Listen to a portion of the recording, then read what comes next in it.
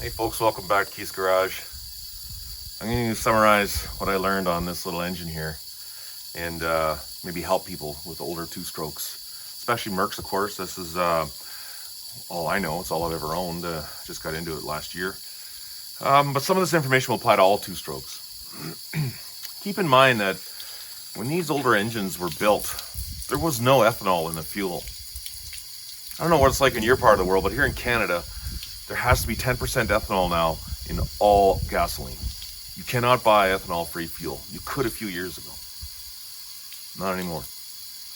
And ethanol is really hard on the old rubber seals. Even if you find NOS, new old stock gasket kits and seals from 1979, which is what this is, you put them in, the ethanol quickly renders them useless.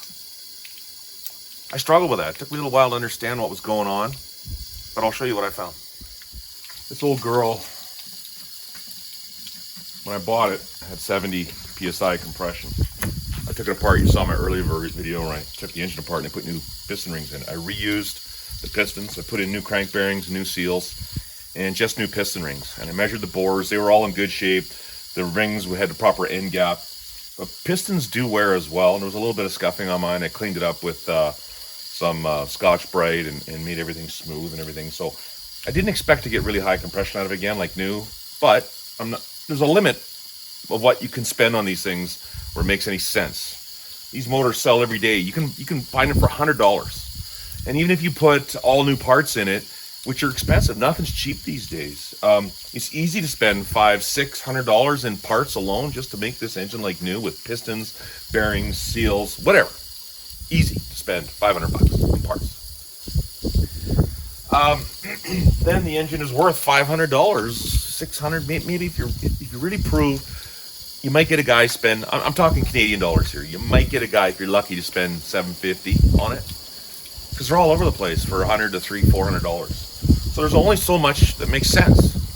So I limited my costs, and now that the rings are seated, I'm making 85 psi, which I'm okay with. About 120 when they were new. Strong engine will still have about 105 or so to 100 psi. 85 is a little bit low, but you know what? It's an old engine, and trying to do it cheap, it's going to last a long time with new crank seals and bearings. It starts really well now.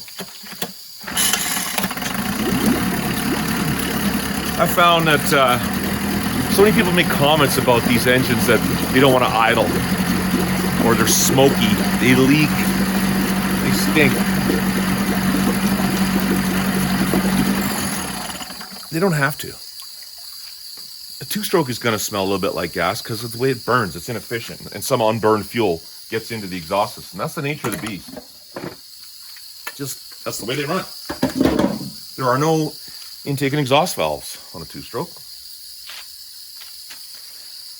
The pickiest, the finickiest, most thing on this entire engine, to me, in my opinion, is the carburetor. It is finicky. These are small engines. This is 9.9 horse. I can't remember the cc's. Probably around 200 cc or so. Cubic centimeters. They're really finicky to adjust. The air-fuel mixture has to be just right. The float bowl. Now, with modern fuels, again, with ethanol in them, the factory float settings may not work because it's burning at a different rate and the combustion is different. I found that when I had factory setting of 1/4 inch on the float height, like it says in the manual, it was still running rich. And I set a little bit leaner, and everything got better. It started easier, it ran easier. All of a sudden, it smoked less. All of a sudden, things got better. When you have the carb apart, you're not going to be able to find ethanol approved seals. You're going to buy a seal kit. Do what you can to seal it up as best you can. Some of the carb kits will have an extra, like a fiber pump in the fuel pump. The little flapper gasket is like carbon fiber looking ish. It's like a mesh. That is to be ethanol proof, apparently, resistant to ethanol. I'll show you what I did on the carb. So here's the carburetors on these old Mercs. They're very similar from 70s, early 70s, as far as I know, right up through to the 83, 84 era. If you're like me and you want to tinker and fool around with old stuff, you learn the hard way sometimes, and I did. This is the bowl, carb bowl gasket. It sits in here. This is notorious for leaking. Notorious. It's so hard to get that carb bowl to seal. I struggled, and the bowl will run, but it's puking fuel out the bowl, and my Zodiac, it just gets all in the back of my boat and the transom and down inside. It's gross. It's a mess. So I struggled with this seal. What I found was the ethanol is just destroying this quickly, very quickly destroying it, making it useless. The ethanol seems to enlarge the gasket in some cases. I found it's swelled up. Here's one installed there. It swells up, and then it doesn't want to sit in its groove. And then if you leave it for a while after it's been in the ethanol, it hardens and it shrinks. And then it doesn't want to fit. So I was thinking I had a problem. I ordered a brand new OEM original Quicksilver, which is Mercury's parts division, gasket kit. And I ordered it, and it fit when it was new. It fit in there nicely. And then after I used it, it was leaking. It leaked right away. So I'm like, what the heck? Why is this leaking? Even OEM. I let it dry. I found that the sizing was different, like I said, from one gasket to the next, depending on how much ethanol it had been in or how hard it was or crusty it was. And I started thinking about that and I go, the ethanol's the problem here. How am I going to get this to seal? A new gasket isn't going to last. So I was trying to stuff in the gasket that was enlarged, and it didn't want to go in. I had too much gasket. It was just too big. The seal was too big. So what I did was, can you see that? Look at this one. It is larger than this one right now. See that? This is the one that shrank. What I ended up having to do, I thought, why buy another OEM gasket kit? I'm going to have the same problem. I struggled about what I was going to do. And I could not get this bowl to leak. I ended up cutting the seal in half here in a section that was over, it landed over here. I cut it. I lined it all up and I cut a chunk out of the seal. And you're thinking, oh, you're nuts. How are you going to reseal that? Well, I looked around to see what I could find for some kind of RTV or silicone that was gasoline proof. And what I settled on was this Moto Seal by Permatex, Moto Seal. It's designed for sealing crankcases, and it is gasoline proof and resistant to wear by gasoline. Well, resistant to breakdown from gasoline. So I put a real thin coat. I took the bowl off. I put a real thin coat in here all the way around, real small amount. I used a very tiny, like a watchmaker's micro screwdriver, and I put in material. Then after I'd cut the seal now, so it fit. I got it in place. I pushed it in and I pushed it down into its groove all the way around. And then I put a little bit of extra sealant where the two O-rings met, the two ends of the seal met, sealed it up again, let it sit and cure for whatever I did, like half an hour. Then I used my finger and I smeared a nice coat around the top, just a very thin, light coat. And I let it sit for another 20 minutes. And then I put my bowl on and I sealed it up and I tested it.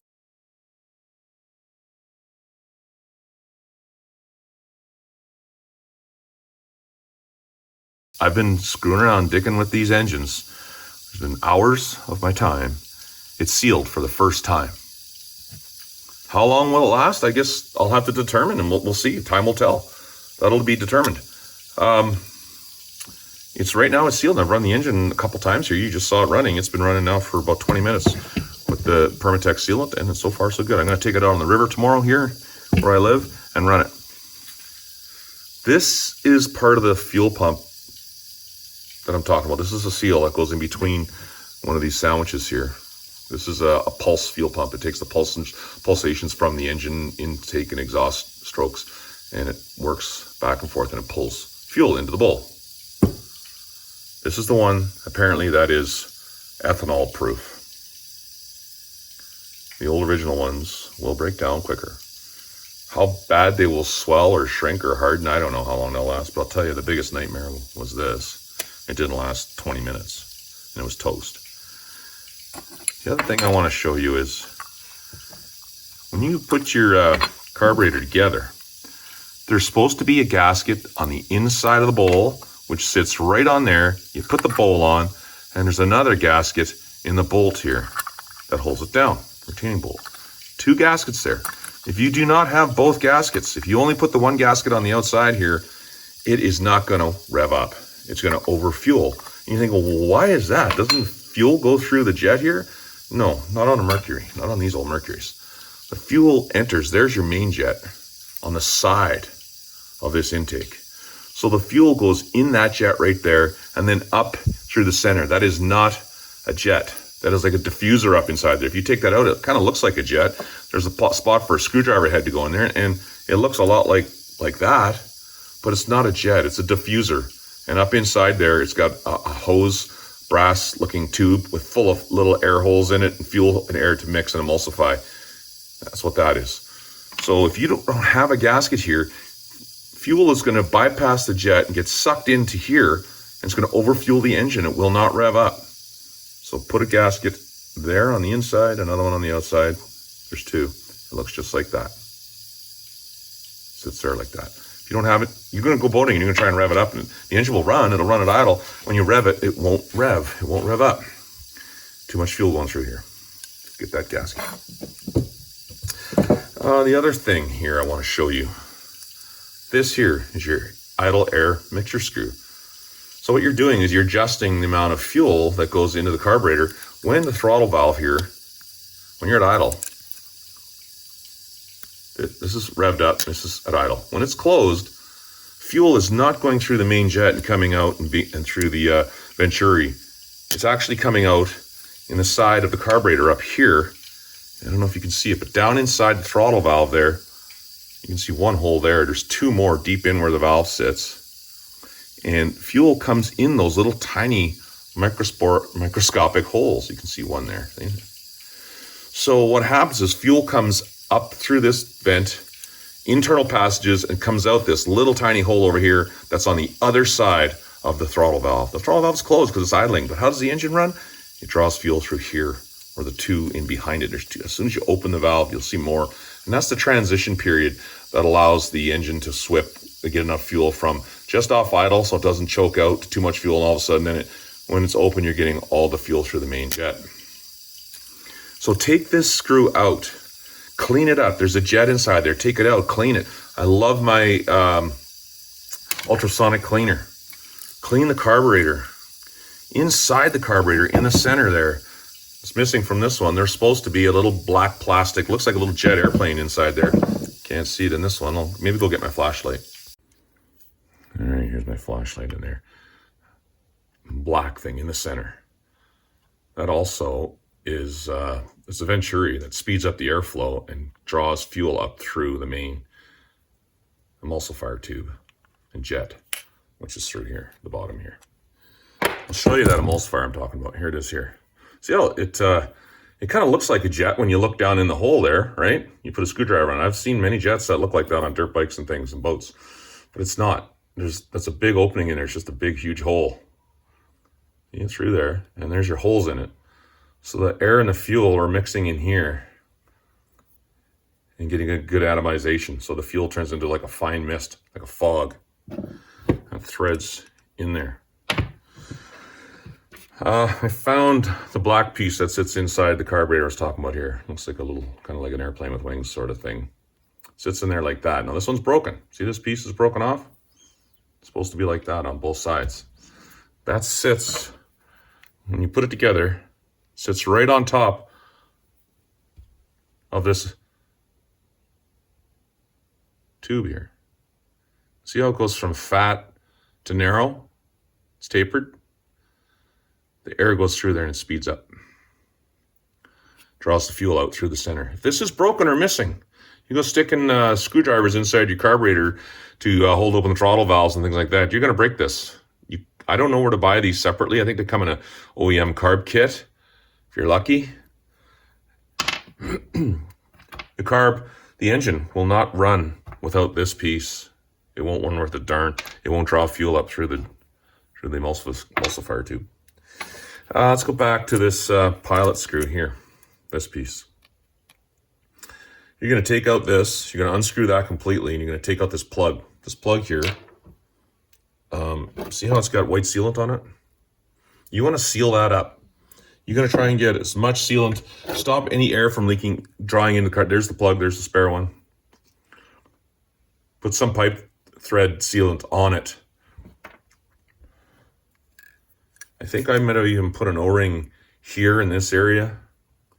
I don't see one. It doesn't show an O-ring here in the carb book, the rebuild book, but it wouldn't hurt to try and seal that up. You want to prevent any air from getting in here or here. Anywhere air is entering where it shouldn't, you lose control of your gas air fuel mixture. You've got to maintain that control. And again, with the problems with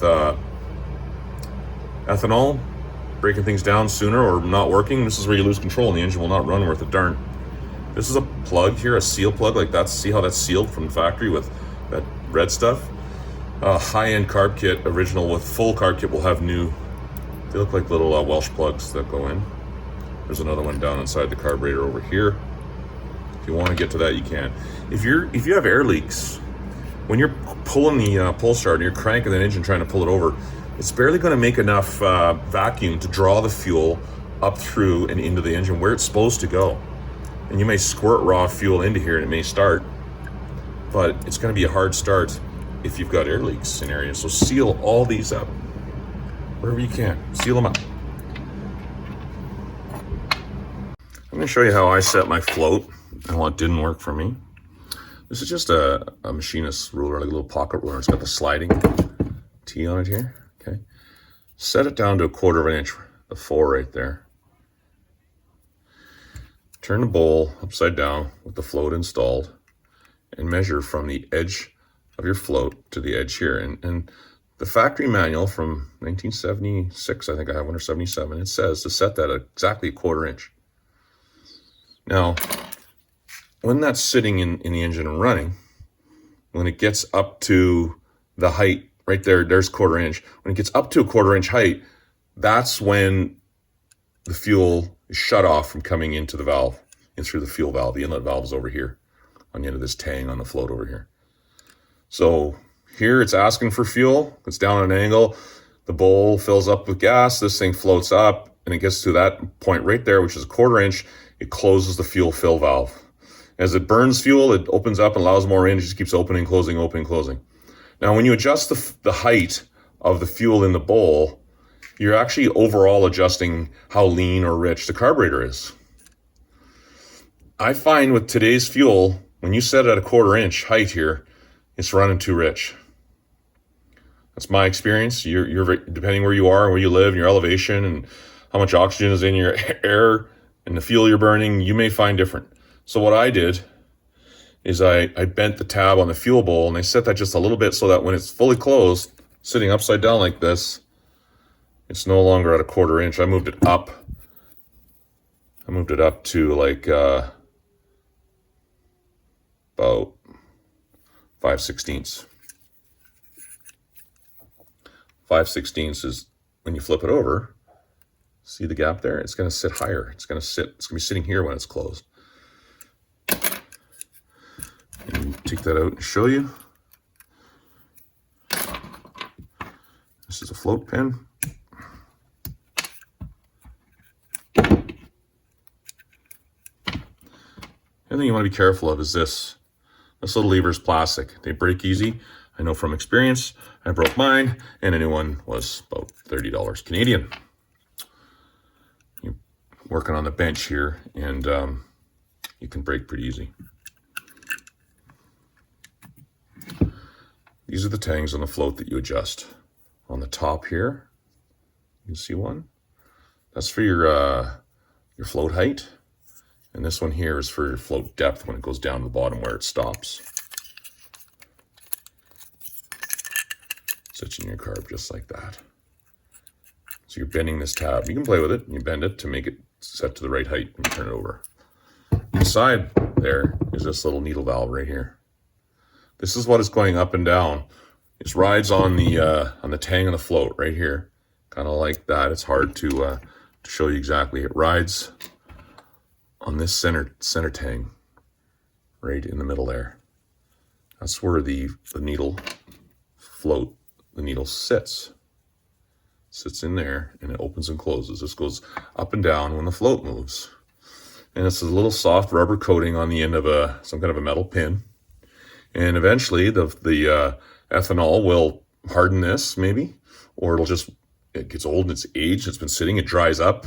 And now all of a sudden your carburetor's running rich because this is not sealing. It's not shutting off the fuel delivery when it needs to. It goes up and it's supposed to shut off the fuel delivery, but because it's leaky and hard, it allows too much fuel in, your carburetor's overfueled. That little needle valve lives in this seat right here, and this is pressed in. You don't buy this, a brass piece. It normally doesn't wear. You don't need to replace that. You can't anyways. I think you gotta buy a whole new carburetor if that is screwed. This needle goes in there and sits in there like that, lives in there. And this sits on top, like I told you. The needle rides on that tang for the float. After you make some adjustments, you put your pin back in. Make sure it moves freely. And you set your height like I just showed you. This height here, in this area, between where the float comes down and this jet, they have a spec for that too. And that's too high. It needs to come down a little bit lower. I think the spec is about, what do they say here, 1/16 to 1/32 gap there. That's not much thicker than this ruler. It's too high in my opinion. That really cleaned up my engine. Made it run better, those little tricks. The last thing I want to mention, the float. Again, this float has to float. That's what it does. It's called a float because it floats in the gasoline. And that's what it does. It moves up and down. It's supposed to float. If this is broken down and corroded, or not corroded, but just this area, it's probably foam on the inside, and this is breaking away, and it's absorbing fuel now. It's not floating. It's just going to sit there dead. It's going to sit open the whole time and allow too much fuel to come in. It needs to come up and float as the level goes up. It needs to rise. If this is screwed up, old, crusty, pieces are peeling away, it's done. You need a new float. Another little thing I've learned is two strokes, you're going to get some unburned fuel in the exhaust system that comes out. It's okay to have a little bit of a small amount. You're going to get a little bit of unburned fuel and oil sitting on your water, but the engine's been running for about a half an hour here in this water, and it is clean. It's very clean. When you have a carburetor that's puking and spilling raw fuel, that's running rich, and it's dripping fuel because the bowl won't seal, that's running down, and this becomes gross. It looks like just really crappy pea soup or something. You get all these oil bubbles floating on. It's a lot. That's a good indication that your engine is running rich. Something's wrong. Why is all this fuel sitting in here? There shouldn't be that much oil and fuel sitting on the water. That's a good indication of the overall health of your carburetor and your fuel burn rate. Also, I don't know if you can see it in the camera in this area right here. I'll show you. Right here on the leg. See this kind of murky, milky looking kind of creamy oil? When you mix oil and water, it froths and looks like foamy like that, like coffee color almost. Here. Oil and water. And anything, well, why is it there?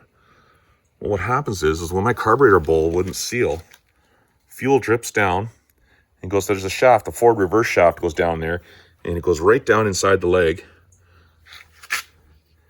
And this is where it moves to forward and reverse gear. This lever here, this cable is for forward and reverse actuation. So that raw fuel from my carburetor drips down the shaft, goes in here, mixes with water, and shakes its way down. It comes out, and all of a sudden it's frothing here. Another indication, indicator that you got issues with fuel delivery. Too much. A little bit's okay, but when all of a sudden it just starts appearing out of the blue or something, it's too much. You put all that together. Again, I told you, new piston rings, new bearing seals. I figured out all the issues with the carburetor, explained them to you, tweak it, set up your air fuel mixture screw, turn it in till it kind of wants to stall and buck. It'll kind of it'll buck. The engine will miss. That's they call it a lean sneeze. Too lean. Back it out again. Start backing out the other way. It'll kind of idle down a bit as the leaner a two-stroke runs, the higher the RPM. So if you're going in and you're twisting it in, it's getting leaner and leaner because that air fuel mixture screw is leaning it out.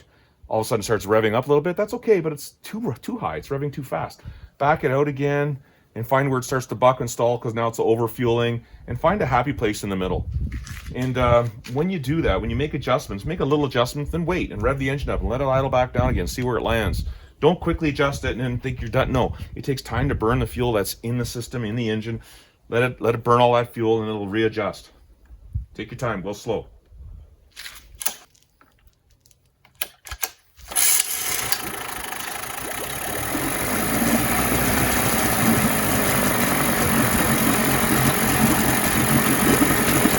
Very little smoke.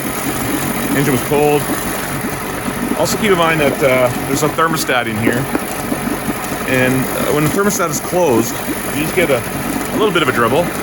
It's not steady. It's waiting for the engine cooling to heat up. The cooling water inside the engine heats up. When it gets hot enough, the thermostat opens. This stream flow will increase, and you'll get a lot of water out of there. You'll notice if you're going down the lake, I've witnessed it. You're ripping down the lake at full speed. You'll see water. It'll dribble. Then it'll get high pressure. Then it'll slow down and have less pressure, and it'll build pressure again. That's the thermostat opening and closing in the engine, regulating the temperature of the engine.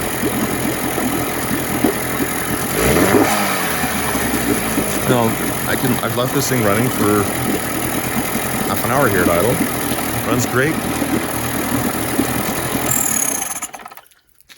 Let's put the cover back on. The other thing I've noticed, you have a bunch of leaks and issues with fuel, carburation, maybe exhaust leaks. When you put the cover on, it could be starving for air, fresh air.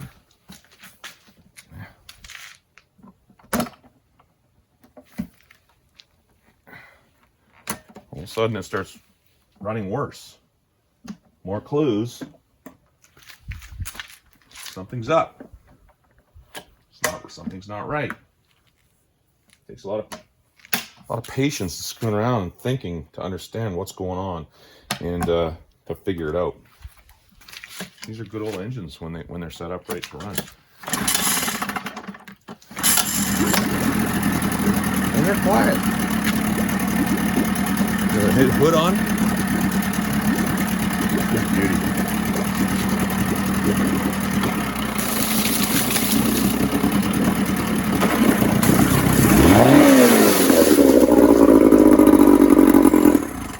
That's my story on my 1979 Mercury 9.8 two-stroke. The last thoughts I had on two-strokes is I've heard mechanics say they won't work on them anymore. There's just too many issues with ethanol fuel, and the engines were never designed to work with ethanol fuel. And I agree with that. That's true. I'm hoping the bowl that I sealed will last. We'll see. I hope so. If it doesn't, I don't know. I guess maybe it's time to move on to a four-stroke. I really don't want to go to a four-stroke because of the weight. This engine weighs about 64 pounds. The 7.5 and the 9.8 are the exact same weight. I've owned them both. I rebuilt them both. The only differences I could find in the entire engine is the port size, the transfer ports for the air-fuel mixture from the crankcase up to the top. On a two-stroke, you got transfer ports. They're smaller on the 7.5. Other than that, they appear identical. Same weight, same parts, everything. The block is a different part number because of the port size. Everything else seems identical. And I had a back injury previously, and my back's never been the same. It tires quickly. It aches whenever I do anything that exerts my back. So a four-stroke, if I'm going to buy one, I'm going to try and find the lightest one I can. I'll probably not go to a two-stroke, even though I like the weight savings of a two-stroke. I'm going to try maybe and go with something that's maybe brand new with warranty, just to spoil myself for a little while, and I'm not getting any younger. Although I love this engine. This is endeared. I've been endeared to this engine. It's a good old engine. Anyways, hope you enjoyed that little lesson on the setup and tuning of these old two-strokes. Get out there and enjoy them. See you on the next one.